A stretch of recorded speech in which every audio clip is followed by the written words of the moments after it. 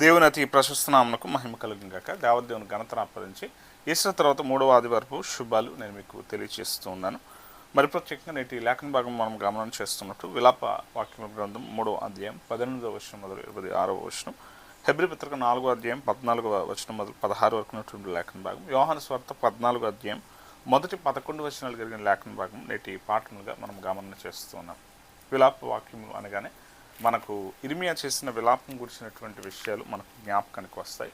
అందులో 3వ అధ్యాయాన్ని మనం చూస్తున్నప్పుడు నాకు ఇక ఆశలు లేవని కొనగా అనే మాటలు అక్కడ మనకు కనబడుతూ ఉంటే ఎలాంటి పరిస్థితుల గుండా విషయాలు వెళ్ళాయో, ఇర్మియా ఎలాంటి విధానంతో తాను బాధను అనుభవిస్తున్నటువంటి తీరుతో ఈ విజ్ఞాపన చేస్తున్నటువంటి స్థితి ఉందో, అది కేవలం తన గురించినటువంటి మాట కాదు, కానీ తన ప్రజకు కలగబోయేటువంటి శ్రమ విషయమై తాను ఎంతగానో మదన చెందుతూ మాట్లాడుతున్న తీరులు ఇక్కడ మనం చూస్తూ ఉంటాం. 18వ వచనం, నాకు బలము ఉడిగినని అనుకుంటుని, యెహోవాయందు నాకు ఇక ఆశలు లేవనుకుంటుని, నా శ్రమను నా దురవస్థను నేను త్రాగిన మాచి పత్రిని చేదును జ్ఞాపకం చేసుకున్నాము. పడిన కష్టం అనే స్థితులను జ్ఞాపకం చేసుకున్నప్పుడు మాచిపత్రిలో ఉన్నటువంటి చేదును నేను ఎలా అయితే త్రాగిన స్థితి ఉందో, అంటే అనుభవించిన కష్టతరమైనటువంటి పరిస్థితులు. వాస్తవానికి విలాప వాక్యములు 3వ అధ్యాయం 1వ వచనం చూస్తూ ఉంటే, నేను ఆయన ఆగ్రహ దండం చేత బాధను అనుభవించు నరుడను అనే మాట అక్కడ మాట్లాడాడు. వాస్తవానికి ఇక్కడ మనం చూస్తూ ఉంటే ఇర్మియా తాను ఒక్కడిని గుర్చినటువంటి స్థితి కాదు, తనను కూడా ఇశ్రాయేల్ ప్రజల దుస్థితిని బట్టి వారు పొందబోయే శ్రమలో తాను కూడా ఉండబోతున్నాడు అనేటువంటి విధానంతో తాను మాట్లాడుతున్న తీరుంది. అంతేకాదు ఇక్కడ మనం జ్ఞాపకం చేసుకుంటూ ఉంటే 3వ వచనంలో చక్కని మాట మాట్లాడబడుతున్నటువంటిది, మాటి మాటికి దినమెల్లా ఆయనను దెబ్బలు కొట్టుచున్నాడు. దేవుడు ఎలా అంటే చేసిన తప్పులను బట్టి దండను విధించేటువంటి స్థితిన ఆయన తన కోపాన్ని చూపించే విధానంలో నన్ను దెబ్బలు కొడుతూ ఉన్నాడు అనేటువంటి మాటలు అక్కడ ఇశ్రాయేల్ ప్రజలు ఎలాంటి పరిస్థితిని కొని తెచ్చుకున్నారో దాని గురించి బాధపడుతూ ఇర్మియా ఈ మాటలు మాట్లాడుతున్నాడు. మొదటి వచనం చూస్తున్నప్పుడు ఆయన ఆగ్రహ దండము చేత, ఈ మాట అర్థం చేసుకోవాలి. వాస్తవానికి దేవుడు కాపాడేటప్పుడు కాపరి అనే స్థితిని మనం జ్ఞాపకం చేసుకున్నప్పుడు దుడ్డు కర్ర అనే ఆలోచన గడిచిన వారంలో కూడా మనం జ్ఞాపకం చేసుకుంటే ఆయన గొప్ప కాపరిగా ఉన్నాడు. ఆ గొప్ప కాపరి ఎలాంటి వాడంటే మందను నడిపించేటప్పుడు మందను క్షేమమైనటువంటి చోటుకి నడిపించడానికి ఒక దుడ్డు కర్ర అనే దండాన్ని వాడేటువంటి పరిస్థితి ఉంటుంది. కానీ ఆ దుడ్డు కర్ర ఎందుకొరకు అంటే వాటినన్నిటిని కూడా క్షేమంగా నడిపించేందుకు అది వాడబడుతుంది. దాని గురించినటువంటి పదం హిబ్రూలో నహాగ్ అనేటువంటి పదం వాడబడింది. ఆ పదం ఎలాంటిది అంటే పశువులను మేపే అప్పుడు వాటినన్నిటిని కూడా నడిపించి మేతతో సంరక్షణతో కాపు కాచేటువంటి విధితో ఉపయోగించడానికి ఈ కర్రను ఉపయోగించేటువంటి తీరుకు ఈ పదాన్ని నహాగ్ అనేటువంటి పదం వాడారు. అయితే ఇక్కడ ఉన్నటువంటి ఈ పదానికి ఉన్నటువంటి అర్థం ఏమిటంటే ఆగ్రహ దండం, అంటే కొట్టడానికి పురికొల్పబడేటువంటి తీరు కొరకు ఆ పశువు మాట విననప్పుడు అది మితిమీరినటువంటి స్థితితో వ్యవహరించే స్థితి చేస్తున్నప్పుడు దానిని దండంతో కొట్టాల్సిన పరిస్థితి వస్తుంది. అలాంటి స్థితిని ఇశ్రాయేల్ ప్రజలు తెచ్చుకున్నారు.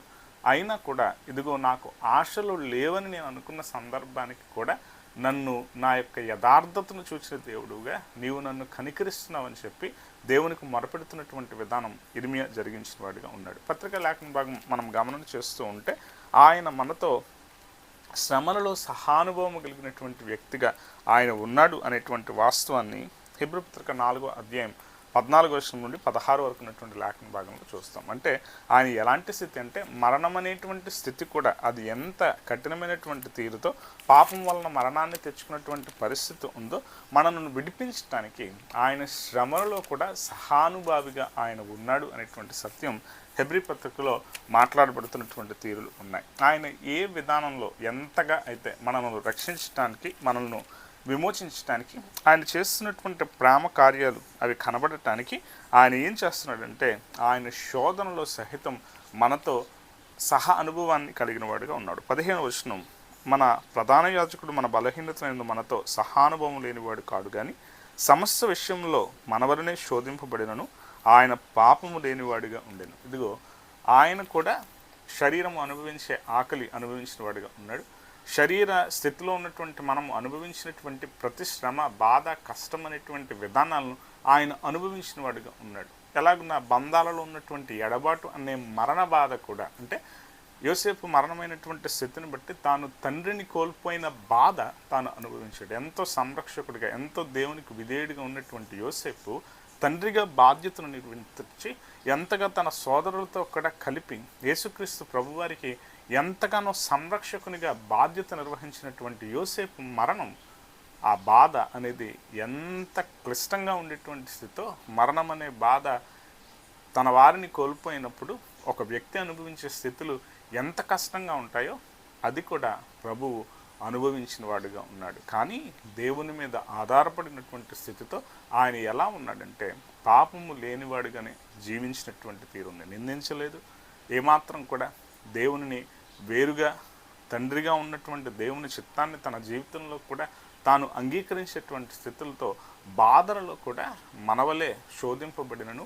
పాపము లేకుండా ఆయన ఉండినవాడిగా ఉన్నాడు. యోహాను సువార్త 14వ అధ్యాయంలోనికి వస్తే, ఇదిగో ఇప్పుడు సోదరుడుగా నన్ను మీరు చూస్తున్నారు, ఇదిగో నన్ను గురువుగా మీరు చూస్తున్నారు, మీరు ధైర్యంగా ఉండండి, మీ హృదయంలోను కలవరపడనీయకండి.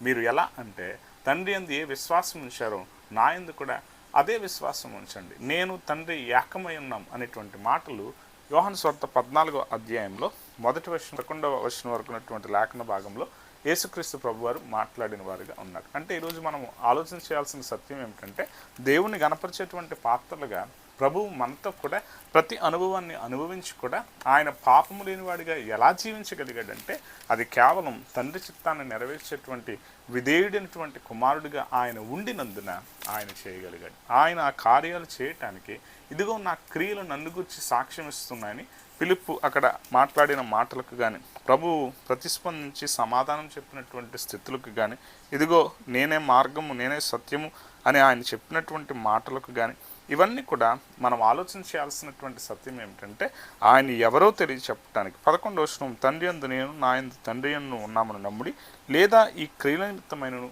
నమ్ముడి. ఇదిగో నన్ను మీరు నమ్మటానికి నన్ను గురించి సాక్ష్యం ఇచ్చే క్రియలు మీ ముందు ఉన్నాయి. దాని ప్రకారంగా మీరు ఏం చేయాలంటే మీరు నమ్మిన వారుగా ఉండాలి. అదే కర్ర ఆ కర్ర దండించేదానికి ఉపయోగపడింది, అదే విధానంలో అది కాపాడటానికి కూడా దుడ్డు కర్ర ఉపయోగపడినటువంటి స్థితి ఉంది. దేవుడి నుండి మనము ప్రేమను పొందుకునే విధానంలో, కనికరాన్ని అనుభవించే విధానంలో, ఆశీర్వచనాలను పొందుకునేటువంటి విధానంలో మనము ప్రవర్తించే ప్రవర్తనను బట్టి మనకు దండన లేక అది ఒక ఆసరాన అనేటువంటి స్థితి అది కనపడుతుంది. దానికి తగిన విధానంతో మన బ్రతుకులు దిద్దుకుంటూ దేవుని గణపరచడానికి దేవుని కృప మనకు తోడే సంరక్షించి కాపాడును గాక. ఆమేన్.